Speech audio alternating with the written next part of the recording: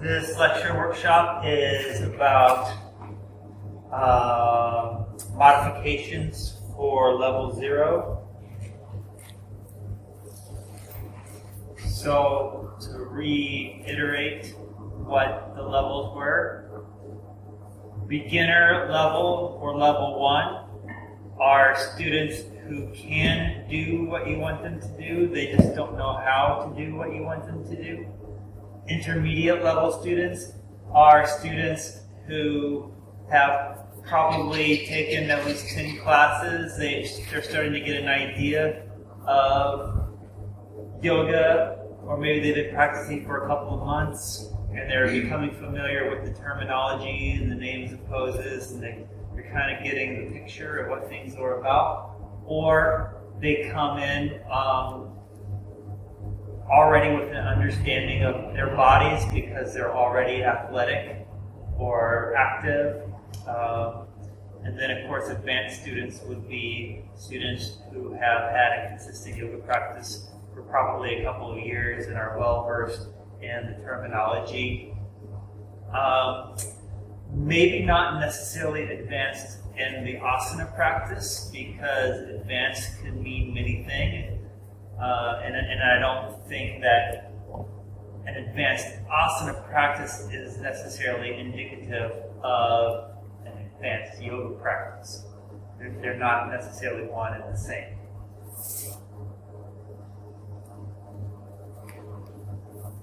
So in your manual on page 147, I have a section called Common Complaints and Injuries. Before I get there, so level 0 to be differentiated from level 1, beginner, level 2, intermediate, or level 3, advanced. A level 0, for lack of a better term, is an individual that cannot do what you want them to do, even if you show them how to do it, because something about their body prevents them from doing that.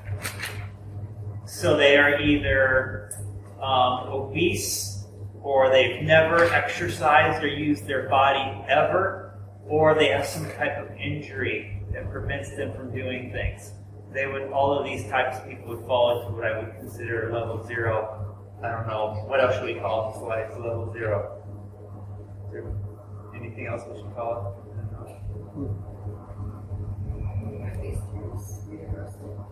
They're not universal. Well, beginner, intermediate, and advanced are universal. But I don't know what level 0. I don't think it's universal. I think it's just something I'm missing. Because I haven't seen other than calling them disabled or handicapped, or which they might not necessarily be. I need to differentiate them somehow from level 1, level 2, or level 3.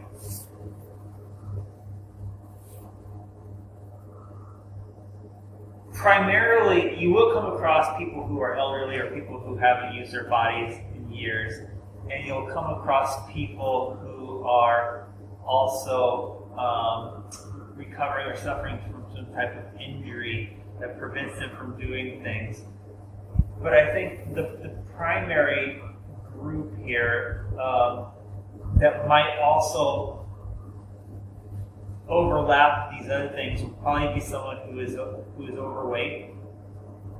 Instead of calling them fat or obese, I think a nice clinical term to call them is deconditioned. Because deconditioned can apply to somebody who hasn't used their body in years also. And I think that it's less crude and offensive than the other terms could be.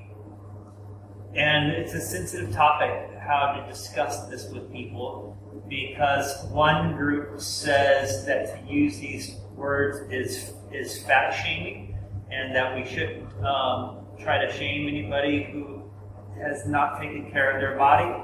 But on the other hand, there are also plenty of people who say that sometimes hard truths spoken to people shake them out of their misconceptions that it's okay to be like this, and motivate them to become healthier people, which taxes the healthcare systems less, which sets better examples for younger generations. And you'll come across people on both sides of this argument, people who are very adamantly against saying anything negative about obesity, and others who say, or and often who have been given a tougher approach that appreciated it. And this is a thing that fitness professionals to this day don't agree upon, how to approach this topic. So tactfully is the idea, certainly letting yamas and niyamas be the guide on how to approach this topic, but with sensibility for sure. So what I have here is this kettlebell weight, and it's 20 kilos, which translates to 45 pounds. And it's not unusual for a person in the States or Europe or anywhere these days to be 20 kilos overweight. It's a very common condition. So one thing I like to put it into perspective is that you're lying in bed and your alarm goes off. Unless you're me.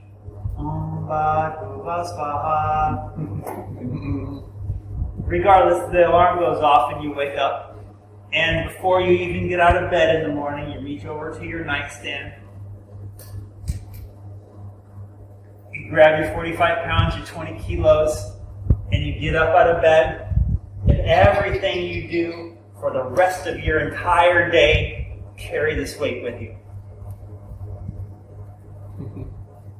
Now, granted, it's not all in your arms. It's equally distributed throughout your body, so it's not quite the same thing.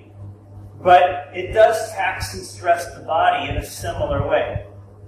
So you can kind of imagine that it would be exhausting to carry 20 kilos around with you all day long. And when you see people who are deconditioned out and about, you'll see them, circling the parking lot at the supermarket for a while until they can find the parking lot up front. And then they get out of the car, they waddle in.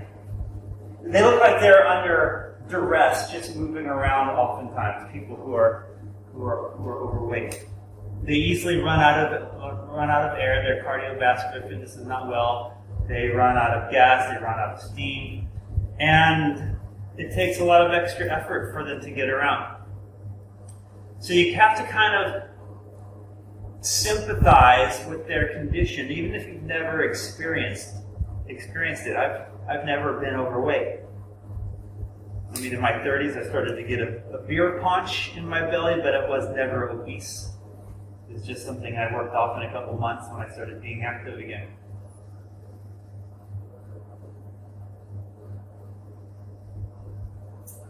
Let's see. It's not only obesity, it's anorexia. It's always what? It's not only obesity, it's anorexia. Anorexia, yeah, there's different eating disorders.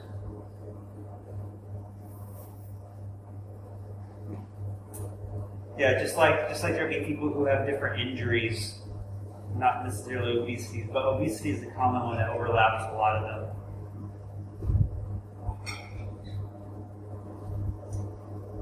Anorexic people can still be active. They might not have the energy though, because they're not having enough calories to support the energy. It's the same thing almost. It's the same thing. In one case, you don't have the energy to move on, and on the other hand, you have too much. Well, the obese person is less likely to be athletically inclined, I think, as a generality. And then also, being athletic when you're carrying an extra lot of weight around can stress the joints in the body in more significant ways too.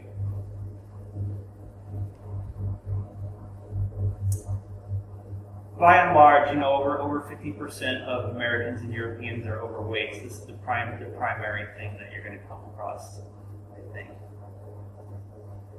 Well, you can modify just about any physical activity for any type of person who needs adjustments and needs modification by following two general rules. And I have these on page 147.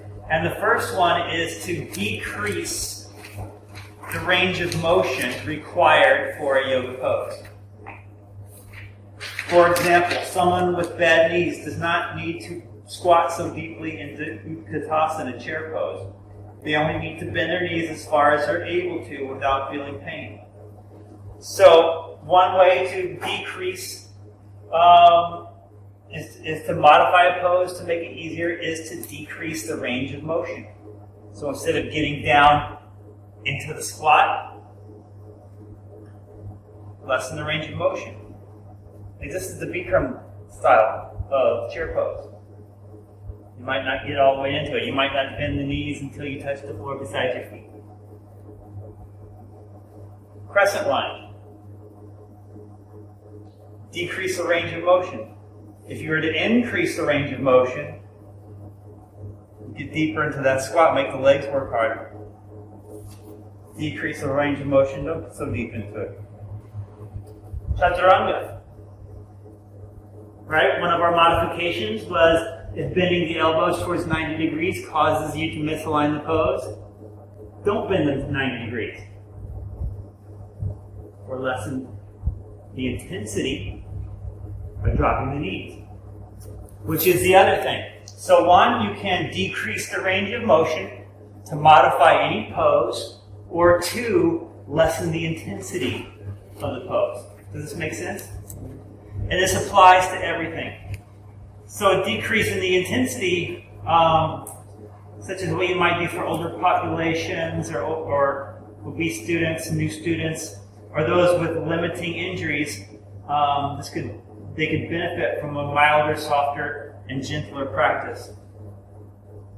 So one way to decrease the intensity, for example, in our vinyasas, right? If you're going to increase intensity, they ask you to jump back to chaturanga.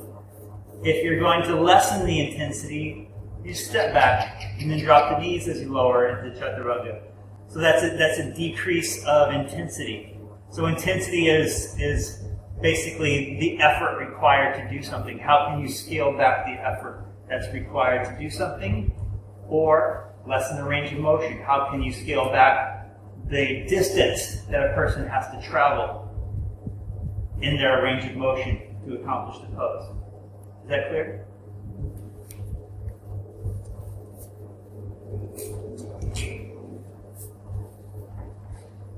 I'm going to flip back to our general sequence.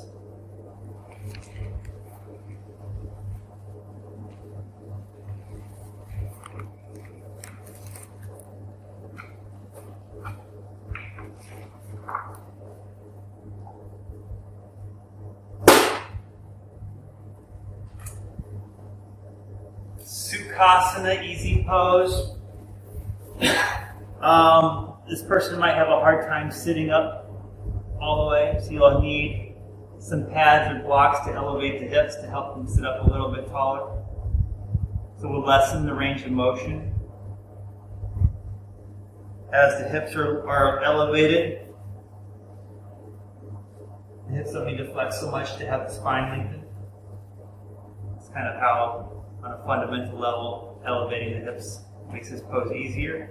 Because tight or weak hips, this deep of a bend at the hips, they'll tend to compensate by rounding in the thoracic spine instead of working from their core. Child's pose, I don't really think needs to be modified all that much, although you might not put the hips down. Someone who is deconditioned might not be comfortable with this deep fold of the hips getting the heels to the floor. You'll probably see this person with their hips up.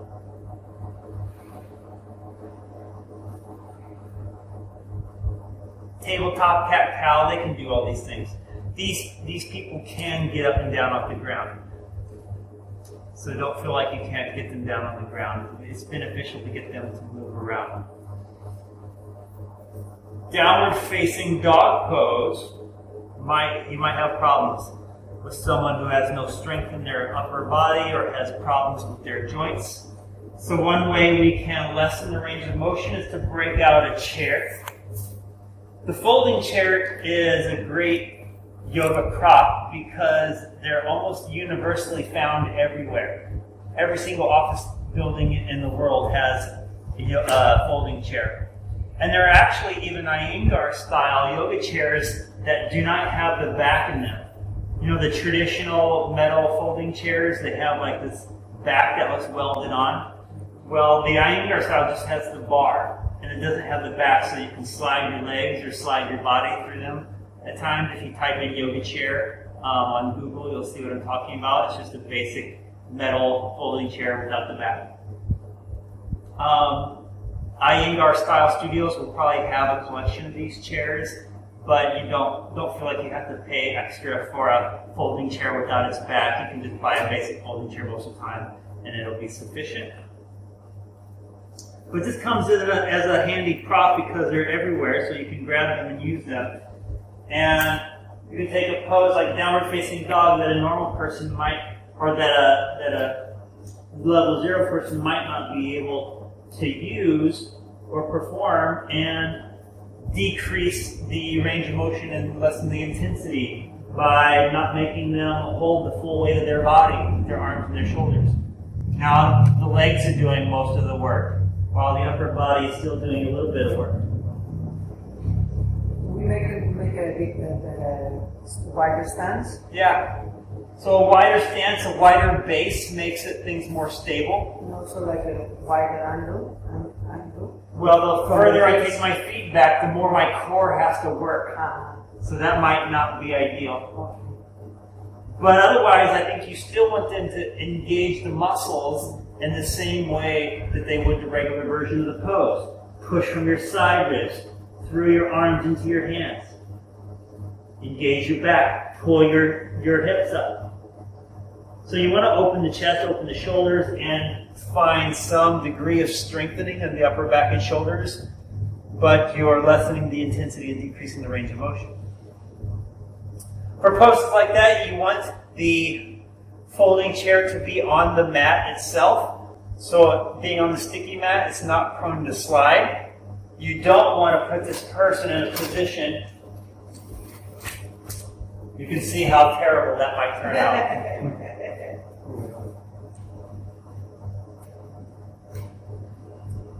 Sun Salutation A. Mountain pose.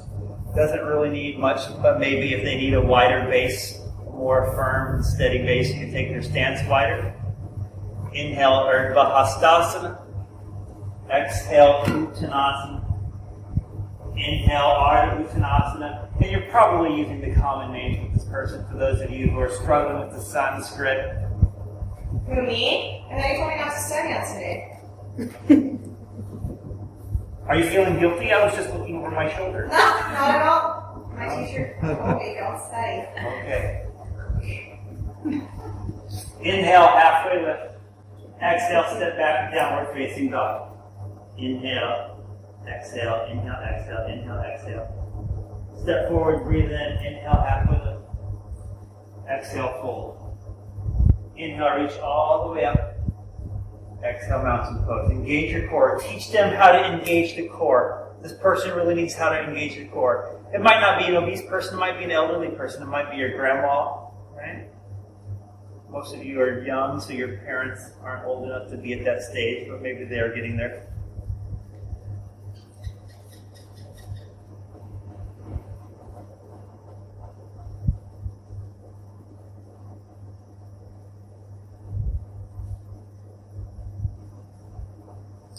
But they would benefit from learning how to engage their core. They need this core strength to support them. If they're deconditioned or haven't used their body in years, their posture is probably bad. The weight of their body's hanging down in the lower back, probably get back problems. They might be something they complain about too.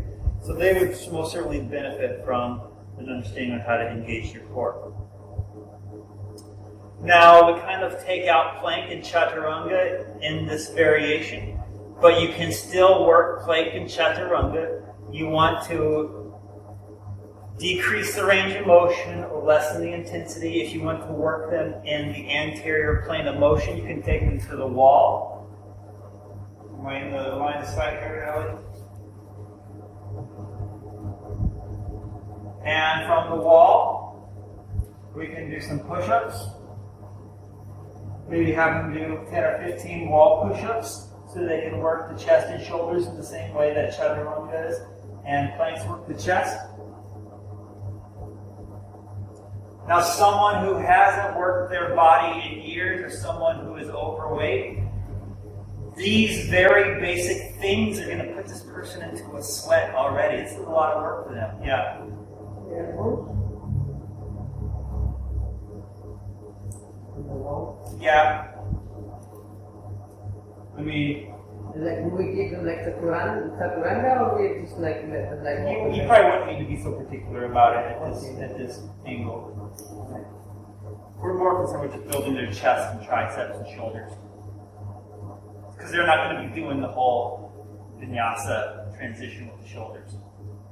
So just a push-up by itself doesn't matter if the elbows are out, or staggered, or together, or wide.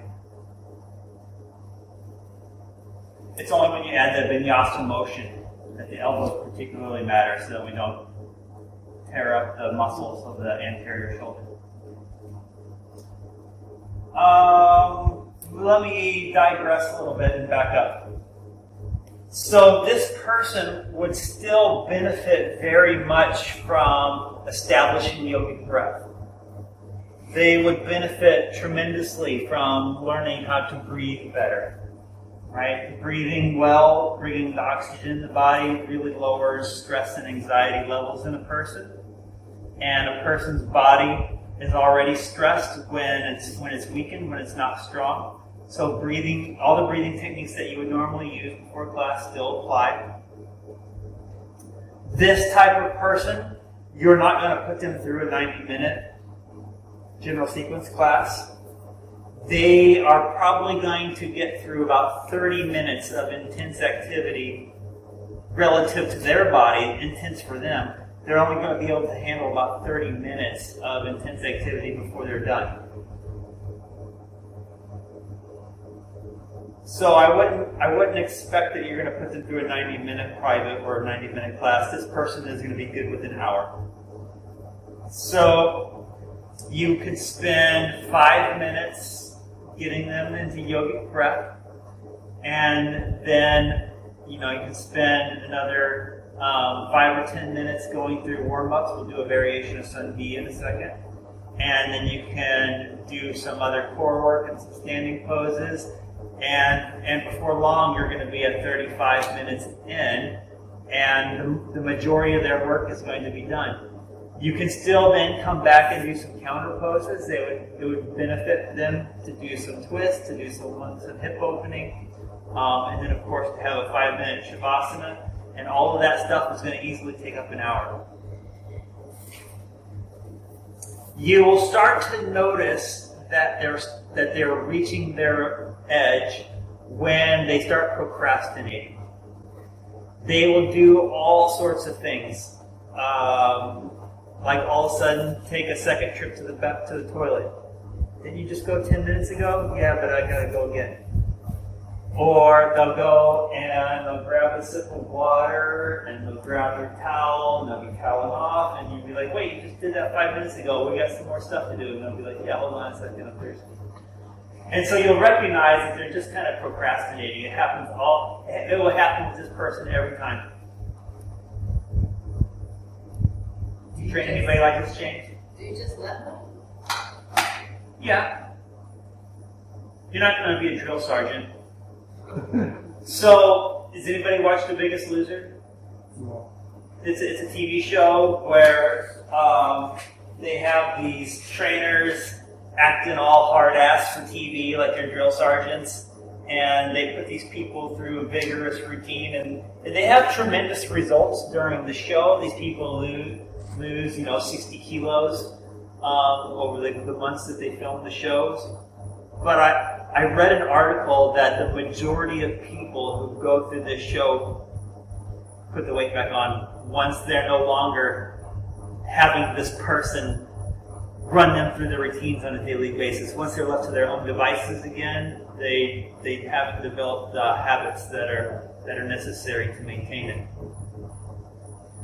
So I don't think that being a harsh drill sergeant is the appropriate way to handle this demographic most of the times. Have you guys ever heard the story of Pavlov's dog? What happened with Pavlov's dog? They get bed, Yeah. they start salivating. Yes. Because of food. So Pavlov, he was a scientist, and he would ring a bell. He was a behavioral scientist. He would ring a bell, and then he would feed the dogs. And so the dogs started to associate the ringing of the bell with their food. So no matter what time of day it was, when he rang the bell, they would start salivating and get all excited, ready for their food. Well, it works other ways too.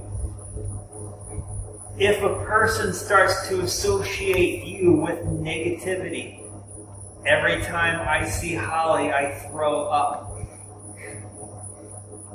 Holly is bad. I don't want to see Holly. People start to develop associations with these things. So I've never wanted to be the Pavlovian dog trainer or teacher. If every time a person sees you, they throw up, or they're so sore they can't move for days, so they're going to start to associate you with feeling terrible.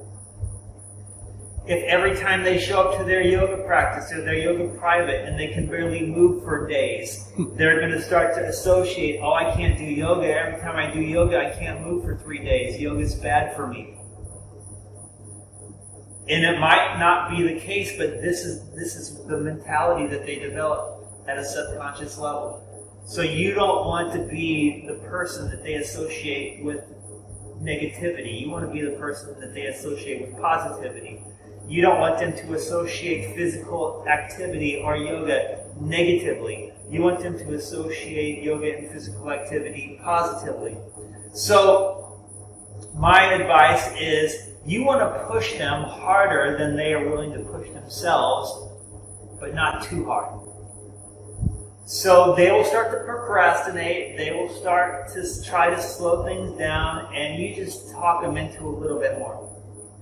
Come on, 5 more minutes. 5 more minutes and we'll bring it down to some more easy stretching. You got 5 more minutes in you?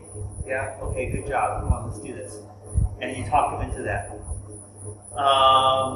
No. One more round of vinyasa, or one more chaturanga, one more plank push-up at the wall. You got 5 more in you? Yeah? Okay, come on, there's 5 more and we'll back off. So you don't want to leave them lying in a pool of their own sweat and vomit on the floor, but you want to push them harder than they want to push themselves, because that's why they're paying you in the first place, because they know that they need someone to help them with this. Now, finding that point is easier said than done. I have made people throw up. It was never my intention to. I've made someone throw up in a yoga class. They made it to the toilet. They didn't do it in the middle of the room, but from the activity of the yoga, from not having moved their body in years, they became ill and had to go throw up. And I made several of my personal training clients puke, but it was never my intention to. So it would take some practice to kind of get a feel for that. Don't feel bad about yourself if it happens, because it happens. But just be aware that it's not something that you're trying to do, and it's not something you should be proud of yourself for doing. Just realize where their limits are. And over time, you'll be able to read people generally better this way. It just takes some practice, like all things take some practice.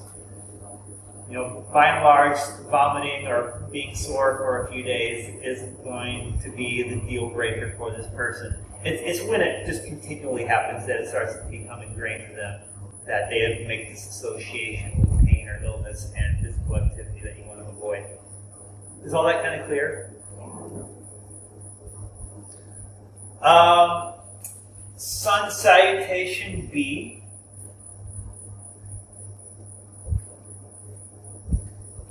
Inhale, Utkatasana, right? Lessen the range of motion, decrease the intensity. Exhale, Uttanasana. Inhale, Ardha Uttanasana. Here we'll do the step back, or step back, downward facing dog. They're not going to raise the right legs. Inhale, right leg forward. Spin your back heel down. Reach up, warrior one. You can still teach the engagements of the pose. Engage your back leg. Square your hips. Sink a little bit deeper into the front knee. Open your chest, tighten your waist, reach up through your heart, through your fingertips. Exhale, hands down to the ground, step back, downward facing dog. Inhale, step your left foot forward, turn your right heel in. Inhale, reach your chest and arms up. Cue the pose. Exhale, hands down to the chair, step back, downward facing dog pose. Inhale, exhale, inhale, exhale, inhale, exhale. Inhale, step forward, halfway lift. Exhale, fold. Inhale, lift your chest, reach your arms to your shoulders. Exhale, stand up, mountain pose. And then if you still wanted to work the chest and shoulders again like you did in Sun A, you can take it to the wall. All right, give me 15 more wall push-ups. And then they get this work in this range of motion. They work the chest, they work the triceps, they work the core. And they've gone through the primary ranges of motion of both Sun A and Sun B. If someone has not moved their body in 5 years, 10 years, ever, that alone is going to take 15 or 20 minutes of time. They're going to be sweating profusely. Obese people particularly, they're going to be sweating a lot if they haven't moved their body very much. Older people might not sweat as much, but they'll certainly tire them out every bit. So most of you do have like grandma or auntie or somebody who probably fits this description, this type of demographic. And this is the demographic more than any other that needs your help. Because they won't go to a class, they're too shy, and they're too self-conscious about their body or their inability to do anything. They might not seek out a trainer or a teacher on their own because they don't know how, they don't know what to look for, or what to ask for, or anything about it. But they might start asking you questions about it. Oh, Andrea, you're a yoga teacher trainer. You can teach me something.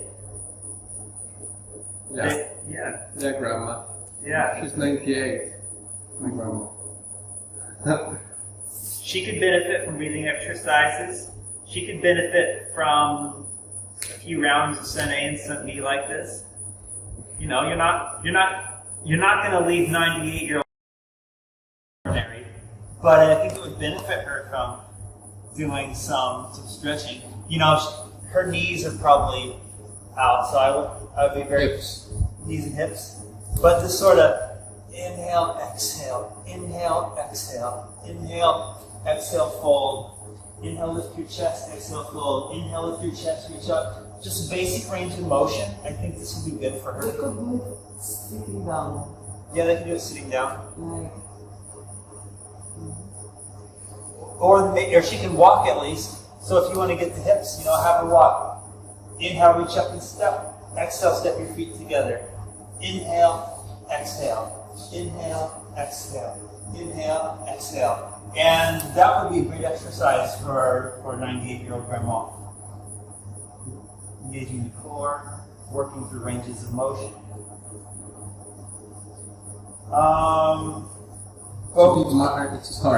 It's a big market in Italy because most people are elderly in Italy right now. We don't have a lot of young people yet. So It's a demographic who is interested in prolonging their life. It's a demographic that knows they need to do something. And the older population usually has a little bit of money to afford a personal trainer or a private yoga instructor. They certainly have more money than 20-year-olds do. Fresh out of mom and dad's house. Those people don't have any money. Not that you always want to charge for it. You might, if it's grandma, you're not going to charge grandma, obviously. But she might tell her friends about you. And your time is not free. You're not going to give pro bono to all of grandma's friends. So it's either, well, grandma's friend, you're going to have to make me a dinner of risotto. yeah. Or maybe $15 so I can take my fiance to dinner this weekend. Well, maybe I'm stepping over the line. They're not fiance yet. 15 euros, you don't even buy a bottle of wine. But I heard the wine was $2 or $3 in Sicily. Yeah, in the shop. Yeah, in the shop. Yeah. But you know, Grandma will get the pro bono, but you'll still want something from everybody else.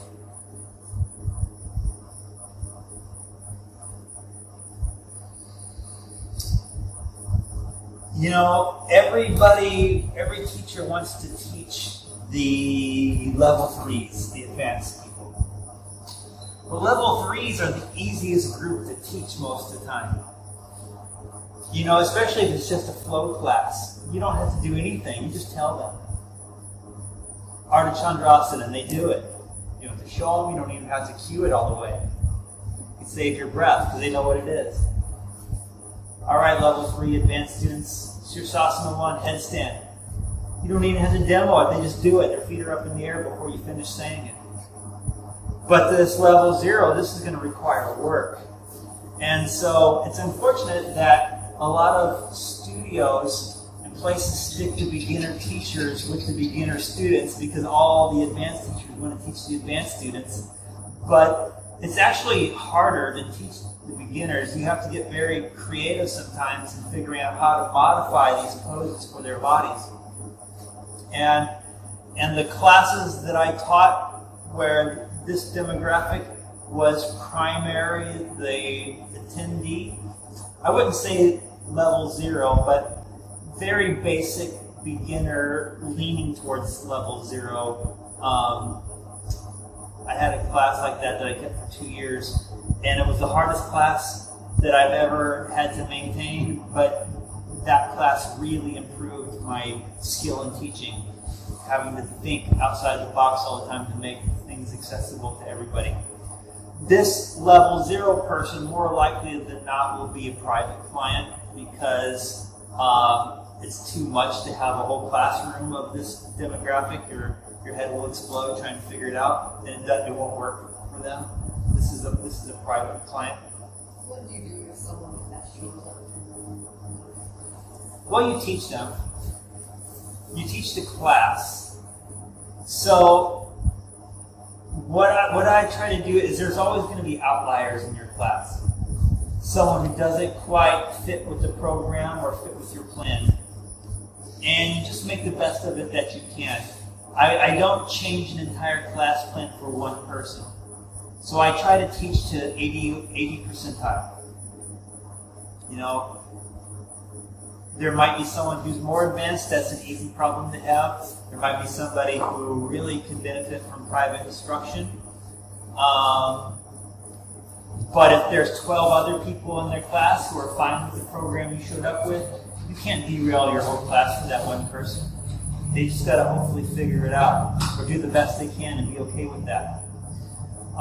You just want to make sure that they don't hurt themselves.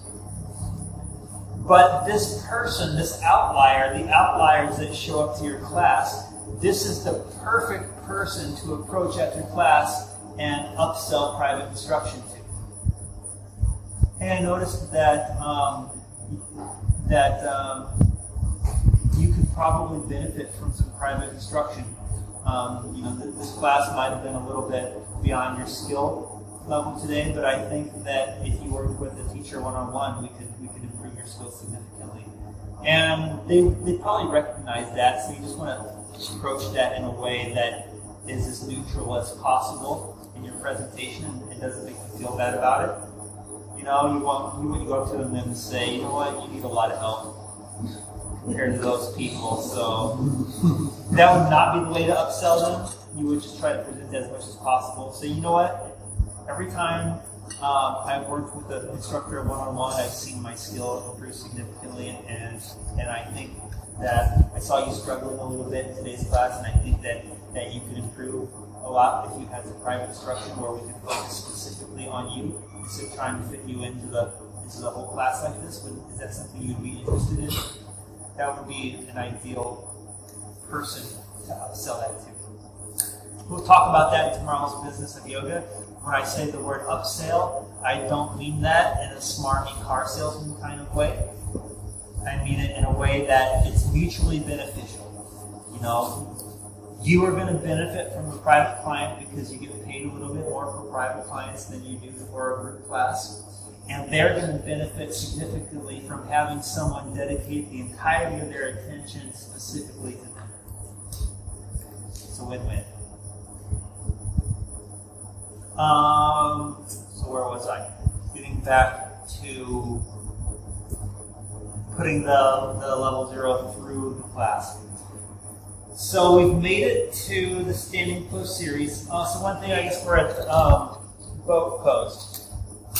They can get on the floor, right? You can get them down on the ground, however that works for them. And even though I start you in our class from this stage could be equally compelling, equally challenging for someone who has no core strength at all. Get them to sit up tall, open the chest, tighten the waist, lift the heart. Now breathe. You know, I feel my core engaged pretty significantly here. So someone who's vastly out of shape and wants to sit like this, it's going to take them a lot of effort to sit like this. And then maybe you just lift one leg at a time. So these could be viable boat variation options for this person. Moving into the standing pose series, one thing to know about a lunge when you're spreading the legs apart. A step forward in a lunge is more stressful on the knee joint than a step back into a lunge. Because if you look at the mechanics of it, I'm taking the weight of my body and I'm transferring it into this point. With a step back, however, the weight of my body, the stress of my body is here, and it's much more gentle on the knee joint. So if you have someone with bad knees or have someone who you're not sure about this sort of thing, take a step back into a lunge as opposed to a step forward. It'll be kinder on their knee joints.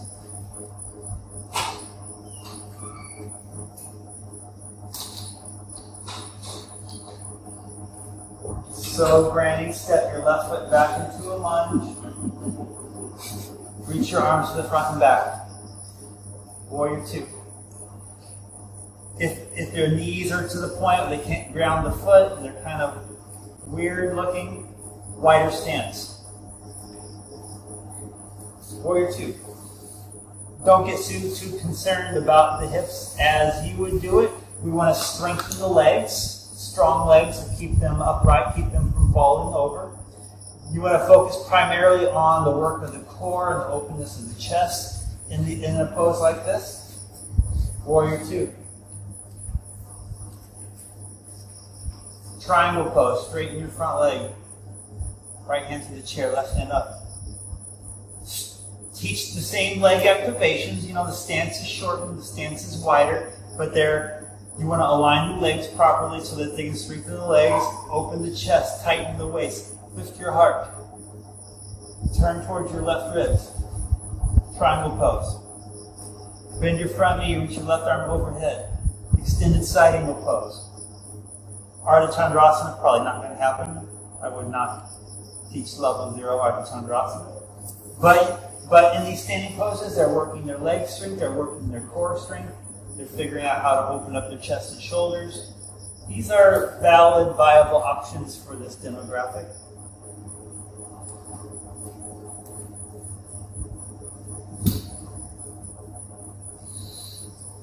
Revolved side angle.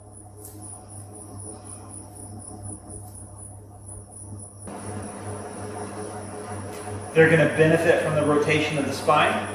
They might have to have a wider stance.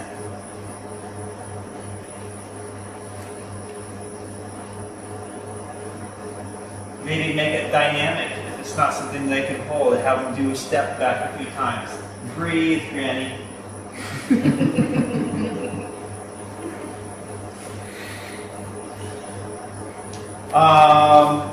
Chair pose, same thing.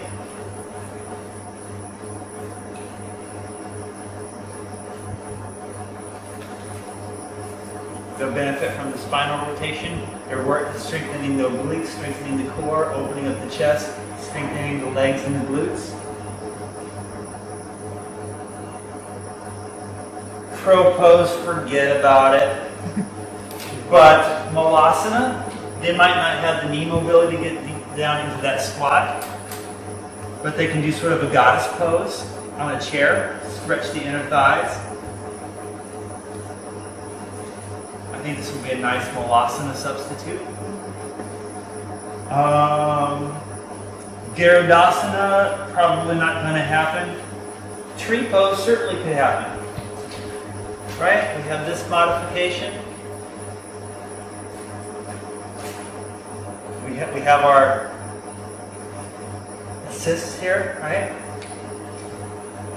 So maybe they keep a foot on the ground, or they would even benefit from this work, keeping their leg in the anterior plane. Working on balance is extremely important for elderly populations. You don't want Granny falling down and breaking a hip, right? This could be end game for her when she becomes bedridden. So helping an older person maintain balance or improve upon balance is extremely beneficial in the practice. I would not forego a balancing pose for an older person.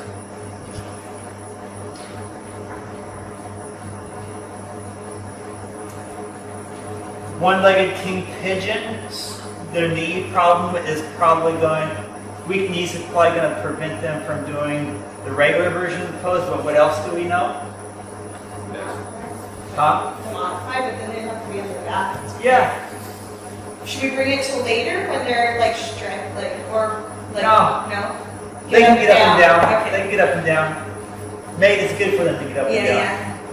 You know, they'll probably use the chair. Oh, Mickey. They're pretty good at pretending. I want to be 44 next month. Unbelievable. Everything else applies, you know. They might not go as deep in it, but they can start to stretch the hip. Cobra pose, I don't know, maybe laying on the belly might not be so good. I don't know. I don't necessarily think it would be bad for them to try to work baby cobra the way that we work it.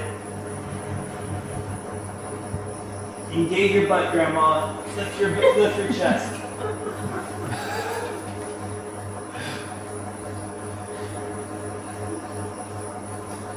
Now, standing on their knees might not feel well for them. If they could, they can do basic Ustrasana, but you could also address Cobra from a standing position. Right? Chaturanga arms. Squeeze your shoulders back, tighten your waist, lift your heart. So work is from here. Work balance, work back engagement, or you can get creative with the chair. Open the chest, lift the heart, breathe. So that they have the benefit of the chest opening, the heart opening. Bridge pose, I think, is a pose that they could do. Lift the hips away from the ground.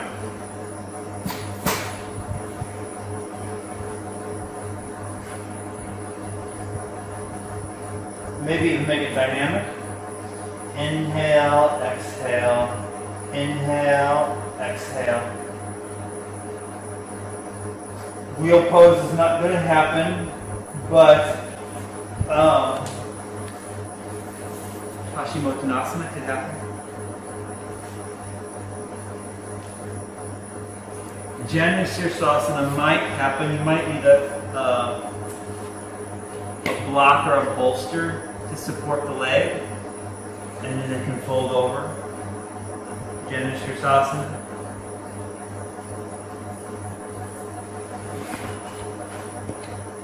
Probably a version of Happy Baby where they grab the knees.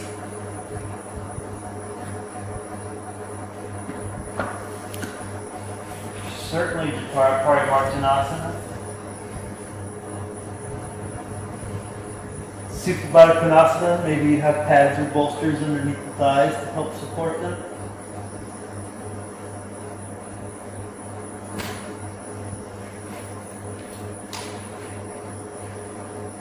Legs up the wall. Maybe even shoulder stand. Depending. Let me grab a book. Give me 1 second. The whole book is about using props to modify poses for all body types. There's lots of pictures in here, lots of suggestions. So when you're teaching grandma, you're teaching level 0 Uncle Carl, you are teaching a class that's not quite beginners, you're not sure what it is, but you need to do something, you can perhaps dig through a book like this to try to get some ideas for modifying things. I think it's a helpful book to have in your library. Shavasana they could benefit from. They might need an extra pillow under their head, or they might need their knees elevated with the pillow. But regardless, you probably won't do all of those poses. You'll pick and choose. So you'll put them through the basic sun salutations because it's good for their range of motion and movement in the body. It's good for them to get their heart rate up and get a degree of cardiovascular fitness from this. Then you can choose a few standing poses so that the majority of the working effort part is compressed within about a 30-minute time frame. So 5 minutes of breathing work, 30 minutes of more intense poses, and then another 15 minutes of these counter poses and cool downs, and then a Shavasana, and then you'll leave about 5 minutes to build rapport with them. You always want this person to leave feeling good about themselves. So it's helpful if you rephrase everything that you worked on, because otherwise they're probably just going to be feeling bad about themselves. They'll be thinking, oh, I wanted to impress Barbara, but I just don't feel like I had the energy. I don't feel like I was very good at doing the things she wanted me to do. Why did I let myself go like this? And so they're probably feeling like this, especially if they're exhausted after what you just put them through. And so if you just take a moment before you let them go and you say, you know what, I'm really proud of you today. We did all of these sun salutations, so you really worked on your core strength, and we did some standing poses, so I think that was good for opening up your hips and strengthening your legs. And we did some breathing exercises, which is really good for helping you stay calm and focused. You did a great job today. And then so if you add that bit of encouragement at the end of the lesson, instead of them walking out that door going, why did I do this to myself? They're walking out that door mentally repeating what you just said. Oh, I worked on my core today, and we did some leg strengthening and hips openings, and that breathing was nice. That's what they're saying subconsciously as they're leaving when you take the time to say that to them right before they go. And it's going to drastically change their perception of what just transpired, of their experience of that. Does that make sense? It's really helpful to find the trigger for their motivation. So, surface level motivators aren't enough.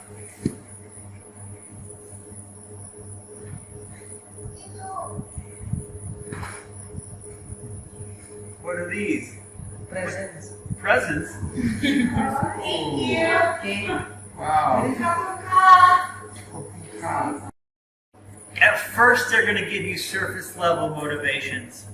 Oh, I want to lose weight. I want to look better. I want to fit into these jeans that I used to wear. But that's not really the emotional trigger. This is surface level stuff. So you have to ask them questions. You have to dig a layer deeper. Why do you want to lose weight? why do you want to look better in the mirror? What's really driving this motivation? And then you'll find the next thing.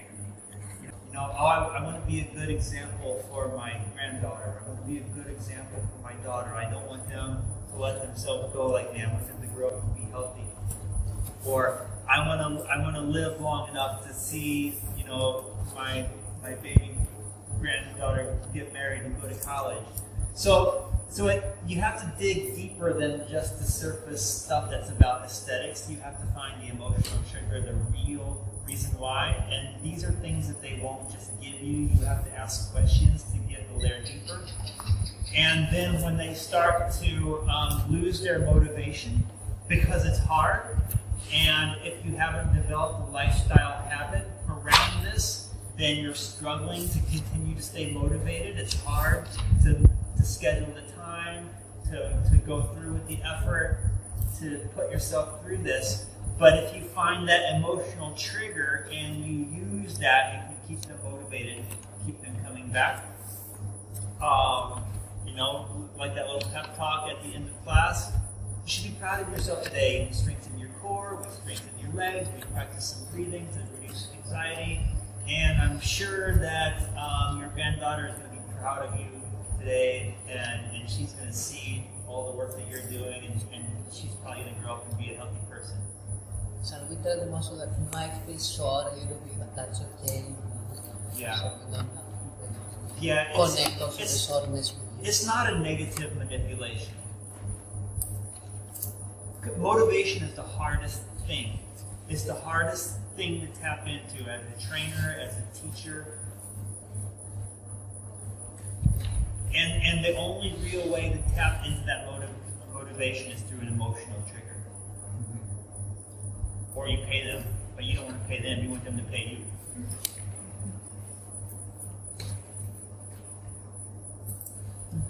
All right, let's change gears a little bit. Let's talk Can I ask about... you a question? Yeah. Have you worked with a lot of couples here? So I can imagine it's pretty emotional and like kind of it's a lot more energy you have to put into this one client. Yeah. It's a lot more energy. And like using that motivation, I mean I can see how you can tie it in at the end. Is there a way without doing I don't know, like to motivate them when they're starting to like not want to participate or finish the class with that same emotional like or is that kind of, I don't know, maybe not really the right way to go because you don't want them to feel discouraged like they're not, I don't know. I mean, because I feel like I want to help these kind of people. I just imagine it's a very emotionally draining process. You could use, and during the process, you could use more basic motivational things like, you know, there's no reward without some effort. Mm-hmm. So just dig in a little bit more. We're almost to the finish line. Hang in there. Just some motivational encouragement can be fine throughout. So this isn't a pregnancy course. There are courses designed for dealing with pregnant women, prenatal courses, which are generally about, they range from a weekend course to a week-long course, generally about 100 hours, 50 to 100-hour trainings. And you'll take a course like this wherever you live. You'll go home and you'll type in Google, you know, the city that you live in, and prenatal yoga courses, and you'll probably find a list of courses close enough by for you to take on that. So this doesn't really cover that, but you will see pregnant women in your class from time to time, so there should be some very basic understandings about that. Primarily with a pregnant woman, you just want to make sure that you don't harm the baby. However, if a woman has already had a physical practice before her pregnancy, she can continue doing whatever she was doing before her pregnancy for as long as she feels like it. I had women attend my group camp, group fitness classes up into their 8th month of pregnancy. Huh? Your mom's like that? However, you don't want this person coming to a class like that if they're new to it. that is not the time to start a routine like that, but if they've already had a routine like that, they can continue it for as long as they feel like it. There's no rule about physical activity other than listen to your body. If you feel like you can do it, you can do it. With the exception of things that are going to compress the belly and compromise the child. So no strong pranayamas that use diaphragmatic contraction, no Kapalabhati, no Uddiyana Bandha for pregnancy. And I have a list of things here on page 149.